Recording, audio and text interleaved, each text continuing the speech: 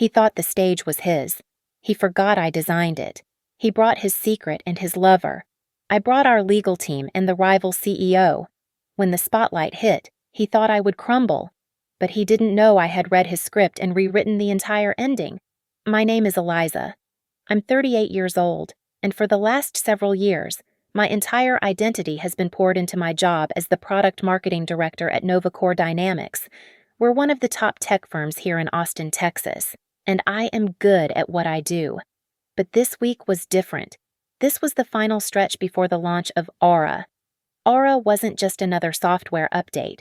It was a revolutionary AI, something I had personally championed, developed, and bled for over the last 2 years. Every late night, every skipped meal, every ounce of my focus had gone into this project. The upcoming launch wasn't just a presentation. It was slated to be the single biggest event of my career, the moment that would define my trajectory for the next decade. My husband, Mark, understood the pressure. Or at least, I thought he did. At 40, Mark was the head of operations at NovaCore. We were a classic tech power couple. On the surface, he was the perfect supportive spouse, always vocal about how proud he was of my success, always the first to raise a glass to my achievements at company parties. Our life was a testament to that shared ambition.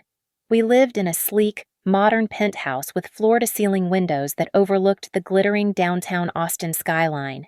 It was a sterile, beautiful space, quiet and orderly. We had no children. Our careers were our children.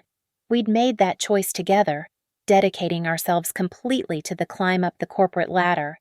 But in the last few weeks, something had felt off.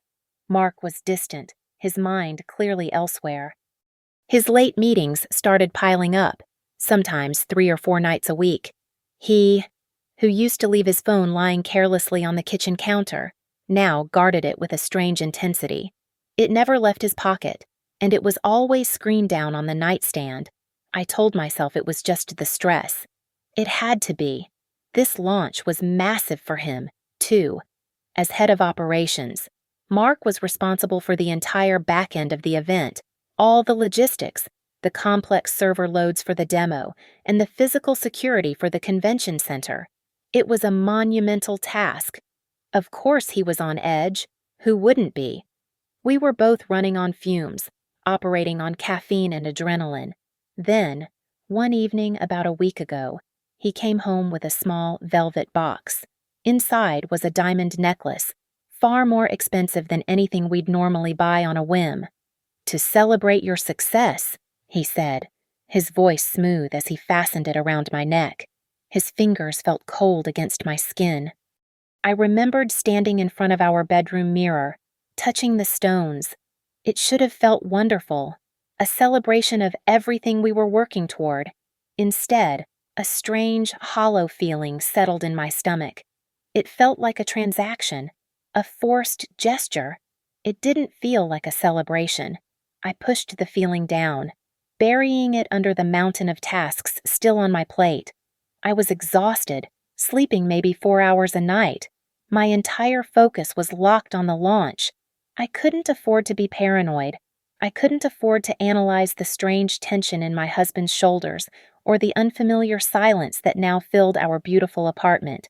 I had a bad feeling, a tiny splinter of doubt I couldn't quite locate, but I chose to ignore it. I had to. The launch was everything.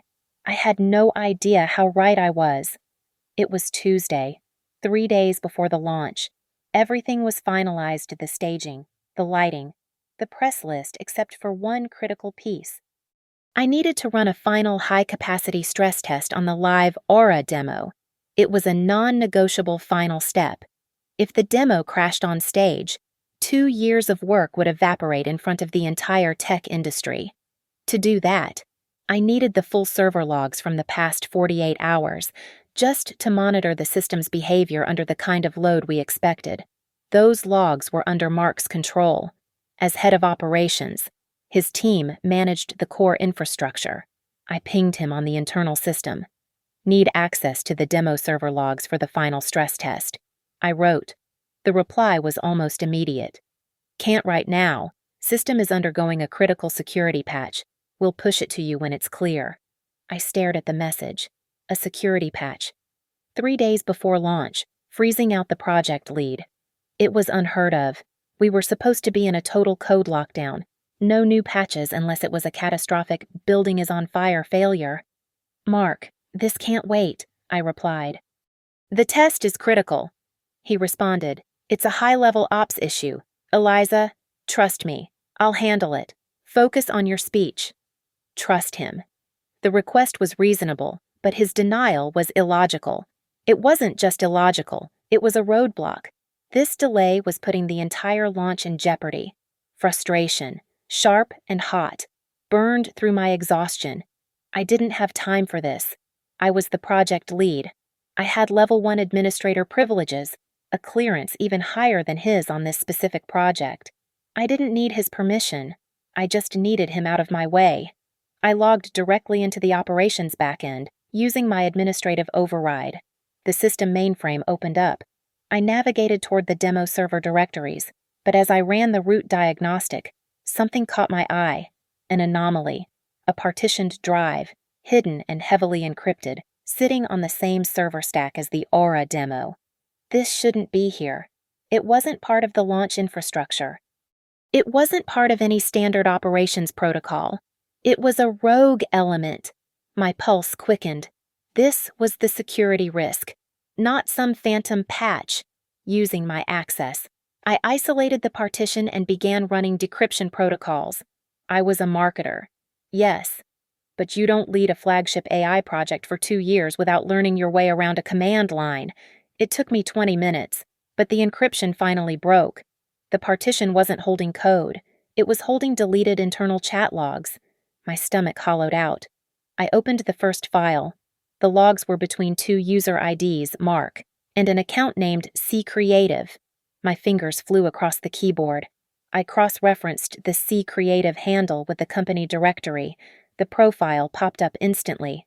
Chloe, a 24-year-old graphic designer who had started 6 months ago, one of the new hires on Mark's operations team. I remembered her, young, eager, always laughing too loudly at Mark's jokes in the cafeteria. I clicked back to the logs, my hand shaking slightly. I forced myself to read. The early messages, from months ago, were sickeningly flirty. Pet names and casual invitations. Then, they shifted. The flirtation turned into something bitter. It turned into me. I saw my name. I saw Mark complaining about me. She's cold. One message read, "We haven't really connected in years." Another one, "She only loves her work. Aura is her real spouse." A new message from last week, "After the launch, it's done. I'm tired of living in her shadow." A sharp physical pain lanced through my chest. It was real. The late nights, the protected phone, the hollow feeling I got from that necklace. It wasn't stress. It was guilt. He was cheating on me with a 24-year-old on his team. The betrayal was so clear, so disgustingly cliché. It almost made me want to laugh. My heart constricted, a tight, cold fist squeezing the air from my lungs. The affair was obvious. But as I kept scrolling, the sick feeling of personal betrayal began to morph into something else, something much, much colder. The conversation wasn't just about me anymore. The wave of nausea passed, replaced by something cold and hard. The personal betrayal, the sting of being the cliché older wife, evaporated. The part of me that was the 38-year-old woman who had just been cheated on was shoved into a locked room. The part of me that was the product marketing director, the analyst, the strategist, took the front seat. I forced my hand to stop shaking. I was no longer a wife. I was an executive facing a catastrophic security breach. I kept reading. The recent chats were all business. The giggling pet names were gone, replaced by urgent, hushed tones about money. "Just a few more days," Mark had written, 2 nights ago. "After this, we're out of here. We'll have enough to start our own life. Anywhere we want." Chloe's reply was panicked. "I'm scared."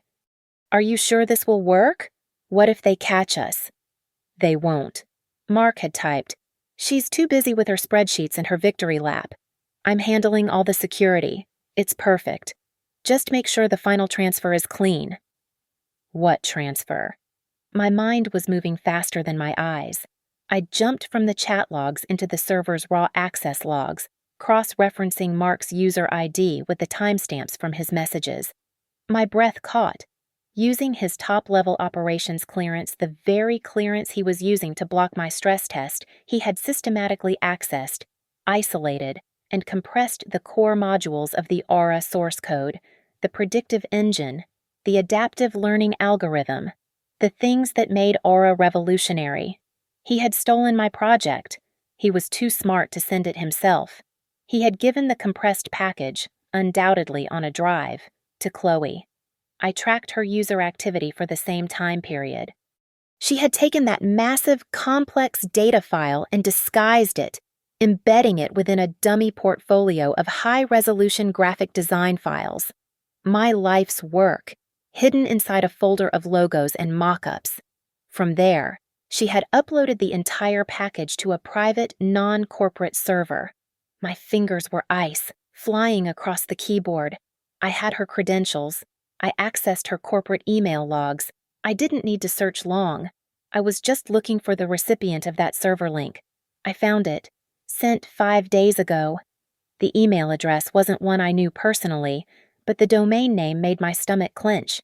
It belonged to a senior executive at Nexus Tech. Nexus Tech. Our absolute most cutthroat competitor.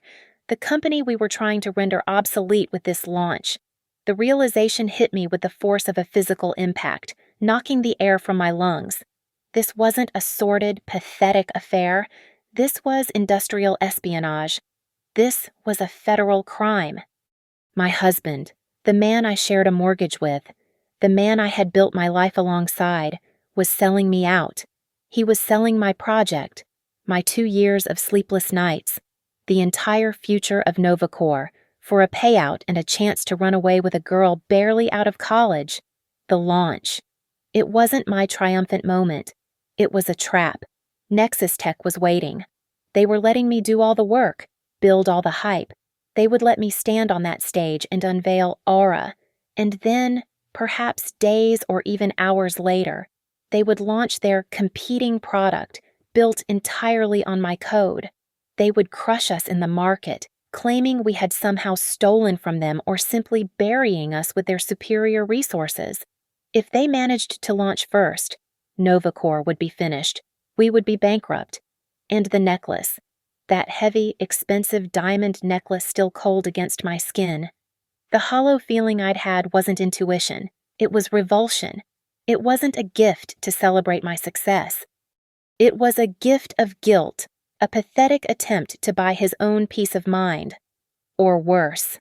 The thought flashed. Hot and acidic, this was his signing bonus. He had bought me a trinket with the first installment of the blood money. He was paying me off with the proceeds from my own destruction. I didn't cry. The woman who would have cried was gone, replaced by the part of me that had built Aura from nothing, the part of me that could analyze a catastrophic failure, identify the weak points, and pivot. There was no room for tears. There was only a cold, terrifying, and wonderfully precise calm. I had 48 hours. My first instinct, the one of the betrayed wife, was to burn it all down. Call the CEO, call security, have Mark marched out of the building. But the strategist in me, the director, knew that was impossible. I couldn't report Mark. Not yet. He still controlled the servers. He was the head of operations. The second an investigation was launched, the moment his access was flagged, he would know. That hidden partition, the chat logs, the server records, it would all be wiped clean. He would claim his security patch was complete, and the evidence would vanish. He would be the grieving husband, baffled by his wife's paranoid, stressed-out accusations. I had one copy of the truth, and he had the power to erase the original. I also couldn't cancel the launch. The Austin Convention Center was booked. Hundreds of journalists and investors were already flying in. To cancel now, 3 days out, would be an admission of catastrophic failure. It would send our stock into a freefall and signal to the entire industry that something was deeply wrong. Nexus Tech would win without ever firing a shot. No, the launch had to happen. The show had to go on. I pulled a company-issued encrypted hard drive from my laptop bag. My movements were methodical, automatic. I was no longer a person. I was a data recovery protocol. I copied everything. The complete decrypted chat logs from the hidden partition. Every email from Chloe's corporate account, especially the one to the Nexus Tech executive. The server access logs, time-stamped, showing the exact moment Mark had packaged the Aura source code. The network transfer logs documenting the upload to Chloe's private server. I triple-checked the data integrity. Then I ejected the drive, powered it down, and slid it into the hidden pocket of my purse, beneath my wallet. I drove home to the penthouse, the view of the skyline, once a symbol of our joint success, now just looked like a glittering cage. Mark was in the kitchen, pouring himself a very expensive glass of whiskey. He looked up, a perfect picture of the concerned husband. "Hey, you're late. Everything okay?" I had to play my part. I was the exhausted, overwhelmed, brilliant wife who was in over her head. I let my shoulders slump and rubbed my temples. Just the stress, the final details. It's a lot. I walked over and leaned against the counter. I looked at him, the man who was actively trying to ruin my life. "Mark, thank you for handling all the logistics. Seriously." I forced a small, tired smile. "I don't know what I would do without you." He bought it. He smiled, that smug, self-satisfied smile I'd mistaken for pride for a decade. He put his glass down and came over, wrapping his arms around me. I had to fight the physical urge to recoil. His hug felt like a trap. "Everything will be fine, Eliza," he murmured into my hair. "It's almost there. Just a few more days." The arrogance of it, the double meaning, was so thick I could barely breathe. I pulled away. I need to review my speech one last time. In our home office, I opened the official launch presentation and the master script. I scanned the schedule, the flow of the event, my keynote, the Aura live demo, the 10-minute technical Q&A, and then I saw it. A new line item, one I hadn't added. It was scheduled for right after my demo, just before the Q&A. A special moment to thank the operations team. Underneath, in the notes, 5 minutes, added by McKay. Mark. He had altered the script, my stage. I stared at the words, and everything crystallized. This wasn't just about the money. This wasn't just about escaping with his new, young girlfriend. This was about power. He needed to be the one on top. He was planning to do something on stage, in front of everyone, in front of my peers, the press, our entire company. Maybe he'd announce his resignation. Maybe he'd make a sarcastic speech about work-life balance. Or maybe, in the most twisted scenario, he'd bring Chloe up, a public declaration of his new life, leaving me humiliated and blindsided in my moment of triumph. He was planning to hijack my launch to make it his. A slow, cold smile spread across my face. He had no idea what he'd just done. He had just handed me the weapon. I walked back out to the kitchen. He was finishing his whiskey. "Mark," I said, my voice light. "I just saw the script update, the part for the operations team." He looked at me, gauging my reaction. I smiled. The perfect, grateful, supportive wife. "That's wonderful. You absolutely deserve your moment. You've worked so hard on this." It was the day of the launch. The Austin Convention Center felt like the center of the universe, a pressurized container humming with nervous energy. The main auditorium was a sea of expectant faces.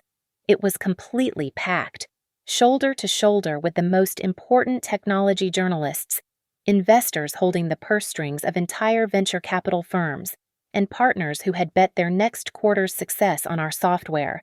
This was the arena.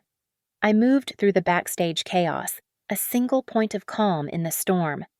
I had chosen my armor with meticulous care and elegant, sharply tailored white dress. It was severe, clean, and commanded attention. I was the conductor, and this entire complex, multi-million-dollar production was my orchestra. Every headset cue, every lighting transition, every microsecond of the presentation had been personally vetted and timed by me in the final 24 hours. My first critical move happened 30 minutes before the doors opened, in a small, windowless meeting room. Inside were the only two people I could trust, even if they didn't know it yet: David, our head of security, and Sarah, our head of legal. They both looked frazzled, checking their phones. "Eliza, this is a bad time," David started, clearly annoyed by the last-minute summons. "This is the only time?" I replied. My voice was low and flat, cutting through their anxiety. "I am invoking a high-level security requirement. It is not negotiable, and it is not to be discussed." They both froze, recognizing a tone from me they had never heard before. "I need you both in the front row, center section, aisle seats, C4 and C5. Sarah, our lawyer, frowned. "Eliza, I'm supposed to be in the operations booth with the executive team." "You are not," I interrupted, leaving no room for argument. "You will be in seat C5. David will be in C4. You will not check your phones, and you will not take your eyes off the stage. When I get to the part of the presentation thanking the operations team, I need you both ready to move." "Ready for what?" David asked, his security instincts kicking in. "Just watch me, watch the stage, and be ready." They didn't understand, but they saw the absolute, unbreakable command in my eyes. They nodded. My next move had been executed an hour earlier.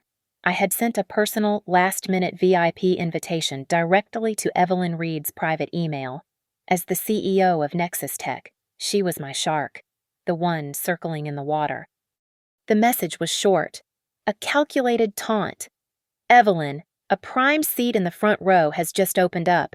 I thought you, of all people, would want to be here to see our newest product the moment it goes live." The word "product," in quotation marks, was the bait. It was an arrogant, aggressive move. It was a challenge a woman like Evelyn Reed, a woman who respected only strength, could never resist. Her executive assistant replied within minutes, "Ms. Reed is delighted to accept." I did one final walkthrough of the auditorium seating chart on my tablet. Row 1, seat C6, Evelyn Reed.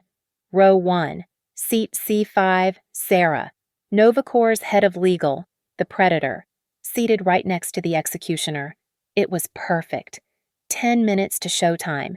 The energy backstage was electric, the low roar of the audience a physical presence. I stood in the wings, breathing slowly. I felt him before I saw him. Mark. He came up beside me, radiating a false, nervous energy, his suit perfect, his smile strained. He was playing the role of the proud, supportive husband right up to the end. He slipped his hand into mine, his palm clammy. I focused all my energy on not recoiling, on not ripping my hand away. "Look at them," he whispered, gesturing to the massive, expectant crowd. "You did all this." I stared straight ahead at the curtain. "We did," I said, my voice neutral. He squeezed my hand, a final, condescending gesture. "Dazzle them, Eliza." I finally turned, pulling my hand gently but firmly from his grasp. I gave him a bright, brilliant smile, the one I reserved for the most difficult clients and the most idiotic questions. "Oh, I will," I said. The walk-on music faded. The stage lights, hot and brilliantly white, rose to meet me. I stepped into the center, the clicking of my heels the only sound in the vast, silent auditorium. I felt the weight of 1,000 pairs of eyes, the red recording lights of a dozen cameras. I took a single steadying breath, and I began. My presentation was flawless. Every word, every slide, every data point was delivered with a precision that bordered on art. I wasn't just presenting a product, I was telling a story, and Aura was the hero. I moved across the stage with an energy I didn't know I still possessed, my voice clear and strong, resonating with an absolute, unshakable conviction. When the live demo began, the software didn't just work, it sang. The AI's predictive capabilities, the very code Mark had stolen, performed with a speed and intuitive grace that drew a collective gasp from the crowd. The room was mine. They were captivated. I could see the glow of phones as journalists and bloggers live tweeted every milestone. They were hooked. My gaze swept the front row, past the investors who were now leaning forward, past my legal and security heads, and landed for a half-second on Evelyn Reed. The CEO of Nexus Tech was not smiling. Her arms were crossed, her brow furrowed in a deep, analytical scowl. She was impressed, and she hated it. She was calculating. Good. Let her. I brought the presentation to its crescendo, the final slide looming behind me, a simple, elegant Aura logo. The applause was building, a rising tide of excitement. I held up a hand. Thank you, I said, my voice warm, seemingly filled with emotion. Thank you. But this success, this monumental leap, it isn't mine alone. I let the statement hang in the air. The audience quieted, expectant. A vision is nothing without the infrastructure to support it. Today, I want to take a moment to thank the person who ensured everything you see here ran flawlessly, the person who managed the complex logistics and security to make this day possible, our head of operations. I paused, turning my body toward the audience, searching. Mark. From the back of the auditorium, in the control booth, my cue was taken. I gave the smallest imperceptible nod. The primary stage spotlight dimmed, and a single brilliant beam shot out over the crowd. It swept across the first few rows, a theatrical drum roll, building the anticipation. It moved, just as I had directed, toward the center aisle, 10 rows back, to the exact spot Mark had been assigned to stand. And then the light found him. It hit him, a perfect, bright circle. He was standing, just as he had planned. He was ready, but he was not alone. My breath hitched, the only betrayal of my internal state. My heart didn't break, it turned to ice. He was holding her hand. Chloe, the 24-year-old designer. She was standing next to him, half hidden, looking terrified, but he had a death grip on her hand. He knew the spotlight was on him. This was his moment, and as the entire auditorium of 1,000 people turned to look, he did not politely nod or wave. He did not act like a supportive husband. He smirked. A slow, arrogant, self-satisfied smile spread across his face. He looked directly at me, a clear challenge in his eyes, and with a single deliberate motion, he yanked Chloe by the hand, pulling her out from behind the person in front of her, fully into the spotlight with him. He was presenting her. He was ready for his grand reveal, his moment to shatter my triumph, to show the world that he, not I, was the one in control. He was ready to burn me down. He raised her hand. He physically lifted Chloe's arm into the air, his own hand linked with hers, like they had just won a championship. That smug, self-satisfied smile was plastered on his face, aimed directly at me. This was it. This was his plan. He was going to turn my crowning achievement, the culmination of 2 years of my life, into a spectacle of my own humiliation. He was making me the lead in a tabloid drama, the pathetic, cold, career-obsessed wife, publicly dumped for a younger, prettier model in front of the entire industry. He wanted to shatter me. The auditorium, filled with 1,000 people, became so quiet I could hear the hum of the audio equipment. The silence was deafening, a physical weight pressing down on everyone. I watched the audience. I saw the heads turn, a slow, synchronized movement. They looked at Mark and his mistress, awash in the spotlight. Then they turned back to me, standing alone on the massive stage. Then back to Mark. Then back to me. They were holding their breath, waiting for the inevitable, the gasp, the tears, the moment I would run off stage in shame. I did not move. I stood rooted to the spot, the microphone heavy in my hand. I did not gasp. I did not cover my mouth. My shoulders did not slump. The tears he so desperately wanted, the ones that would prove he had broken me, did not even form. The woman he was trying to humiliate, the wife he thought he knew, had been burned away 3 days ago when I read those logs. The person standing on this stage was not his wife. I was the director of product marketing. I was the architect of this entire event, and he had just walked into my trap. I simply looked at him. I held his gaze across the 30 feet of open air, across the stunned faces of our colleagues and competitors. My expression did not change. I did not glare. I did not scowl. That would imply he had hurt me. Instead, I let him see only a calm, cold, and assessing stare. It was a look of profound, almost clinical pity. I was looking at a foolish, predictable little man, and I was not looking away. His smile faltered. His face collapsed when I didn't look away. It was slow at first. The edges of his mouth twitched, the self-assured smirk dissolving. He had expected an explosion. He had planned for a scene. He wanted me to scream, to cry, to validate his decision, to prove that I was the unstable, emotional one he had complained about in his chat logs. He was prepared for hysteria. He was utterly unprepared for my stillness. The confusion in his eyes was instant. This was not in his script. I was not following my lines. The silence I was projecting was infinitely louder than any scream he had anticipated. The panic began to bloom, bright and sharp. I watched his eyes widen, darting from me to the silent, staring crowd, then back to me. He was looking for his cue, and I was giving him nothing. The spotlight he had engineered to be his moment of liberation had just become an interrogation lamp. Beside him, Chloe finally realized what was happening. She was not being introduced as his triumphant new partner. She was being exposed. The terrifying collective silence of 1,000 people was not for her. It was at her. Her face, which had been pale with nervousness, now turned ashen with dawning horror. She tried to pull her hand back, a frantic, jerky motion. She tried to shrink out of the light, to disappear. But Mark, in his own rising terror, had a death grip on her. He was holding her in place. He was trapped, and he was holding her hostage with him.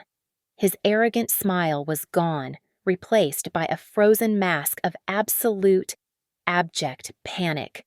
He had hijacked my stage, but he had forgotten one crucial detail. I still had the microphone. I lifted the microphone to my lips. The small movement felt massive in the silent room. My voice, when it came out, was perfectly steady, amplified to fill every corner of the vast auditorium. It was the same calm, professional, and slightly warm tone I had used for the entire presentation. "What an unexpected acknowledgement," I said, my voice projecting a mild, amused surprise. "That's our head of operations, Mark, and—" "Oh." I tilted my head, as if just noticing. "That's Chloe, from our design team. How wonderful." I smiled, a bright, corporate smile. "Please, come on up to the stage. Let's give them both a proper thank you." I held my hand out, a gesture of invitation. The spotlight did not waver. It was not a request. It was a command. They couldn't refuse. They were 10 rows back. 1,000 people were now watching them, waiting. To sit back down, to refuse the invitation, would be an admission of guilt. Mark, his face now a waxy, pale mask of confusion, had no choice. His grand gesture of defiance had been accepted as a polite, if eccentric, request to be acknowledged. He was trapped. Still gripping Chloe's hand, he began to move, pulling her stumbling form into the aisle. The walk from their seats to the stage was the longest walk of their lives. The silence in the auditorium was absolute, broken only by the shuffling of their feet. They were two figures, trapped in a cone of light, forced to walk toward their own execution. They looked small, pathetic, swallowed by the stage and the massive screen behind them. They walked up the small set of stairs, and I gestured for them to stand beside me. They stood there, 2 feet away. Mark was breathing heavily, his eyes wide and frantic, searching mine for an explanation. Chloe was just staring at the floor, her body rigid with terror. I turned back to the audience, my smile still firmly in place. As I was saying, I continued, Mark has always been a big believer in acknowledging all the contributors to a project. He's incredibly thorough. I let that hang in the air. Then, I pivoted, my gaze sweeping the front row, landing directly on the CEO of Nexus Tech. In fact, his dedication to sharing the workload is why I'm so glad Ms. Evelyn Reed could join us today. I pointed the microphone in her general direction. Evelyn, thank you for coming on such short notice. In the front row, Evelyn Reed, a woman famous for her composure, went perfectly still. She was a shark, and she had just smelled blood in the water. She was also smart enough to realize the blood might be her own. She was trapped in her seat by the same social rules that had just forced Mark on stage. She nodded at me, a tiny, tight gesture. I turned my head slightly to look at the trembling girl beside me. I'm so glad you're here. Evelyn, I was just wondering, do you recognize Ms. Chloe? Here. The trap was sprung. Evelyn's eyes darted from me to Chloe. She didn't know Chloe's name. Of course. But I watched her face as she processed the image, the terrified young employee, the guilty operations head, the composed wife on stage holding the microphone. Evelyn Reed was a CEO. She didn't get to that position by being slow. She understood instantly that she had been led into a public execution. Her face froze. I didn't wait for an answer. I kept my voice light, conversational, as if sharing a fun inside joke. Chloe has been working very, very hard these last few weeks, I said, my gaze finally settling on Mark, who looked like he was about to be sick. She has been working tirelessly. To make sure you, Ms.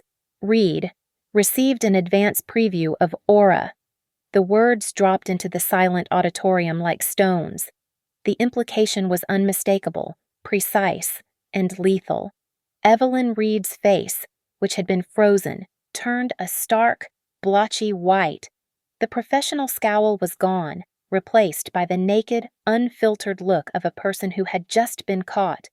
In the front row, our lawyer, Sarah, who had been watching the stage with a look of intense confusion, now snapped her head toward Evelyn. I saw the moment Sarah understood, but the most beautiful part was the reaction from the two people standing next to me. Chloe let out a small, strangled sound, a whimper. Mark, who had been processing the exchange with a delayed, horrified expression, finally understood. His head snapped toward Evelyn Reed, then back to me. The realization that I knew everything, not just about the affair, but about the espionage, the Nexus Tech connection hit him all at once. It wasn't just his marriage that was over. It was his life. The blood drained from his face, and his entire body seemed to deflate, his knees visibly buckled. It was all over. I kept the microphone held steady. Mark was hyperventilating beside me, his eyes wide and accusing, but I refused to look at him. I looked at the audience, the sea of stunned, silent faces. Thank you all for that moment, I said, my voice resonating with an unshakable, calm authority. Before we continue to the scheduled question and answer session, it appears we have a small internal security matter to resolve. That was the cue. In the front row, as if summoned, David, our head of security, and Sarah, our head of legal. Both stood. They had been sitting in the aisle seats, just as I had instructed. They were seasoned professionals, and though I could see the grim realization on their faces, they understood the command. They moved smoothly, not running, but walking with an undeniable purpose. They ascended the stage stairs, one on each side, their steps heavy in the silent room. The audience, still captive, watched this strange new piece of theater unfold.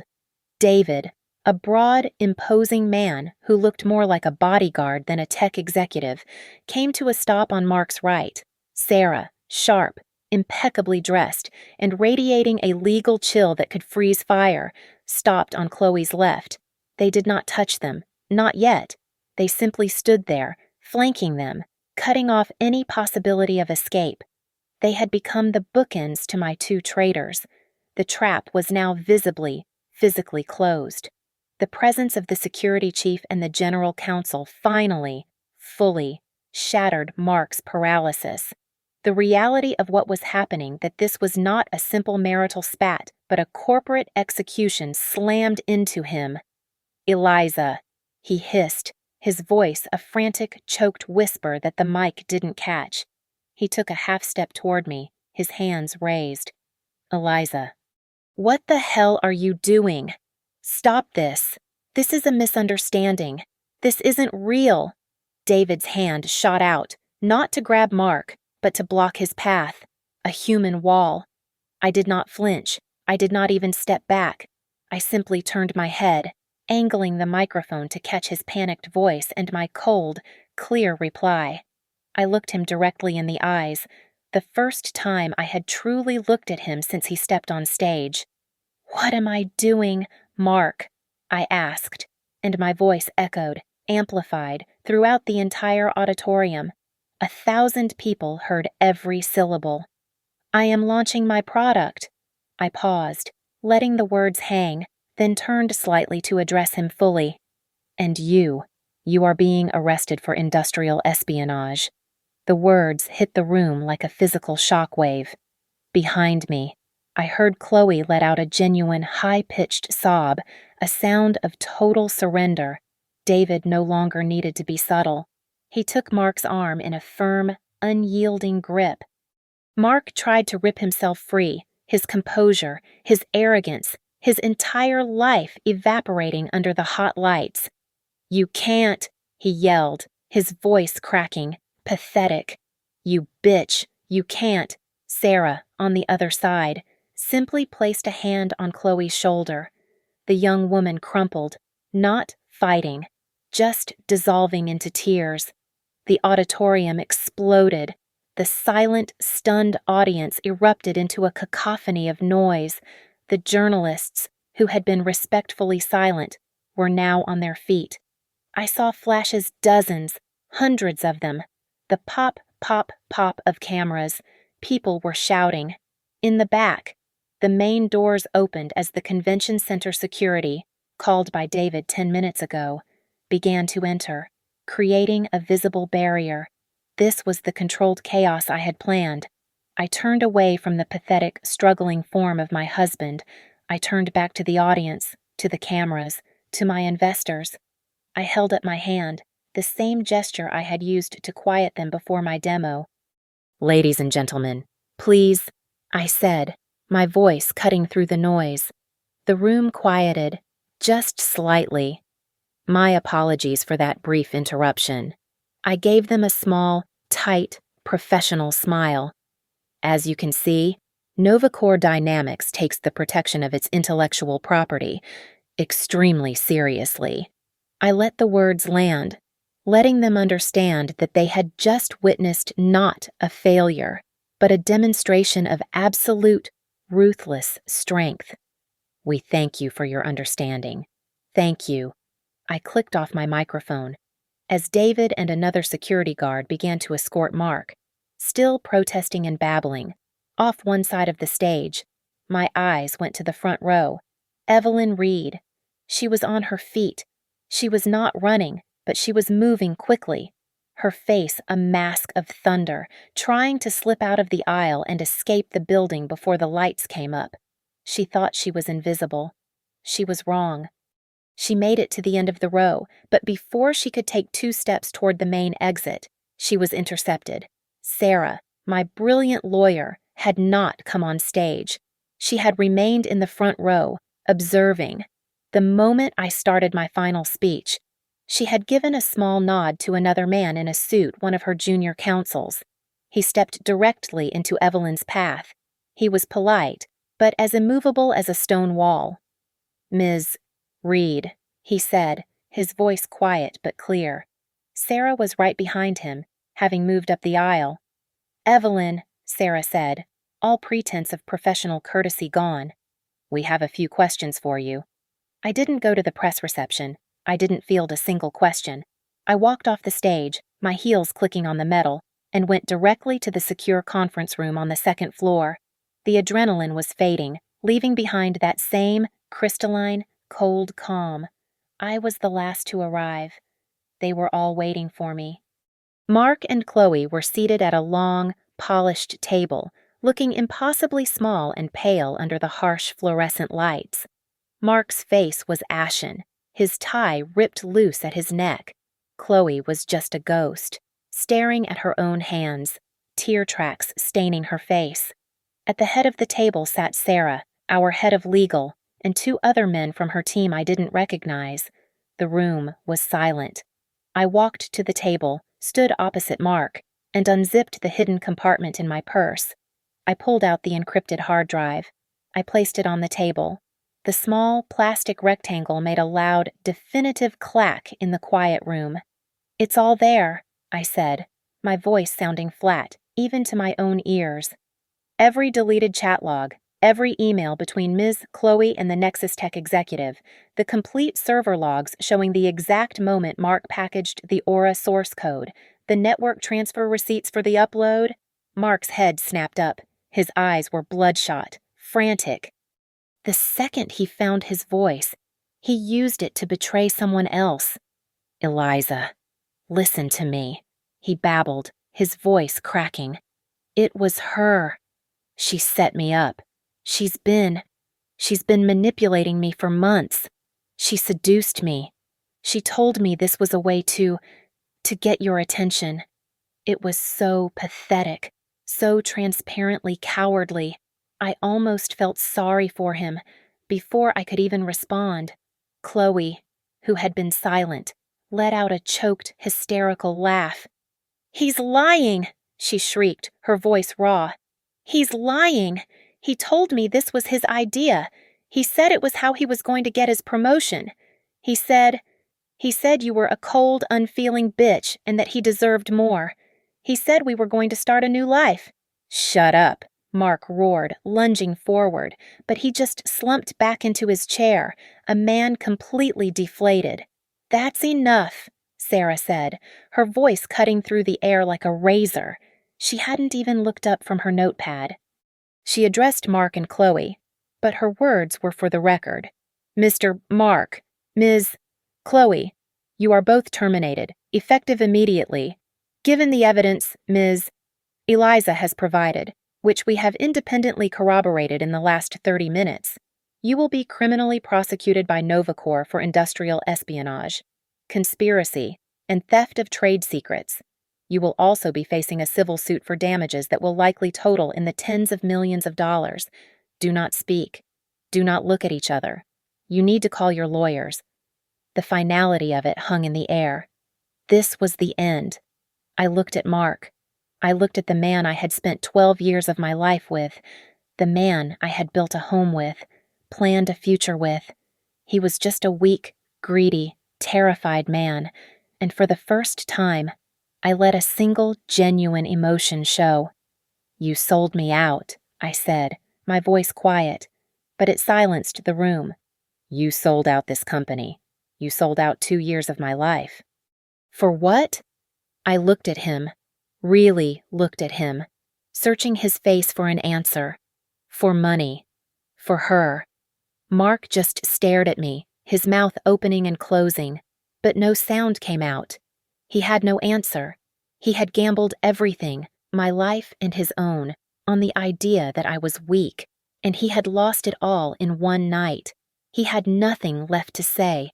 I turned away from him. I would never look at him again. I turned to Sarah. "I want them prosecuted to the full extent of the law," I said, my voice hard again. "No deals. No settlements. I picked up my purse. And Sarah, please have your team prepare my divorce papers. I want them on my desk by 9 in the morning. The grounds will be breach of contract, both marital and employment. The terms are simple, I get everything. He can keep the necklace. I walked to the door. I didn't look back. I opened it and stepped out into the hallway, closing the door firmly on the wreckage of my old life. In the hallway, leaning against the wall, was our CEO. He was older, a man I respected, and he looked exhausted but exhilarated. He pushed himself off the wall as I approached. "Eliza," he said, his voice rough with emotion. "You just saved this company. You turned a corporate disaster into the most successful launch in tech history. Aura is all anyone is talking about." I just nodded, too tired to speak. I smoothed down the front of my white dress, a purely automatic gesture. He stepped aside, giving me the hallway. I took a deep breath, and I walked. Thank you so much for listening to my story. Please drop a comment below and let me know where in the world you're listening from. I'd love to hear your thoughts. And please, subscribe to Lily Revenge Stories, like this video, and show your support by hitting that hype button so this story can be heard by everyone.